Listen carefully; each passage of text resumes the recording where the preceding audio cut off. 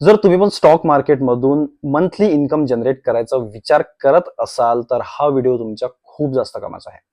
मी तुम्हाला 5 असे रूल्स सांगणार आहे जे युजली कधीच कोणता ट्रेडर किंवा इन्व्हेस्टर इतर लोकांना सांगत नाही. त्यामुळे हा व्हिडिओ नक्की शेवटपर्यंत बघा आणि तुमच्या स्विंग ट्रेडिंग मधून तुम्ही मंथली इन्कम जनरेट करा. नंबर 1 असा रूल आहे की कधीच कोणाच्या टिप वरून इन्व्हेस्ट करायचं नाही. कारण सहसा टिप वरून कधीच कोणी श्रीमंत झालेला नाहीये आणि सक्सेसफुल तर मुळीच झालेला नाहीये. उलट 10 मधून 9 वेळेस हे टिप जे आहे हे चुकीच्या ठरतात याची खात्री कधीच कोणी कोणाला देऊ शकत नाही. नंबर 2, तुम्ही न मागता जरी तुम्हाला कोणी टिप दिलेली आहे तर त्या टिपला इग्नोर करा. त्या टिप बद्दल जर तुम्ही थोडा सुद्धा विचार मनात आणायला लागला तर तुम्ही इन्फ्लुएन्स व्हाल त्या टिप मध्ये त्या स्टॉक मध्ये एंटर करायला.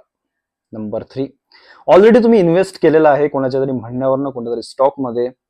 आता तुम्हाला त्यात लॉस चालू आहे किंवा प्रॉफिट सुद्धा चालू आहे तरी त्यातून as soon as possible exit घ्या किंवा त्याला स्टॉप लॉस लावून ठेवा.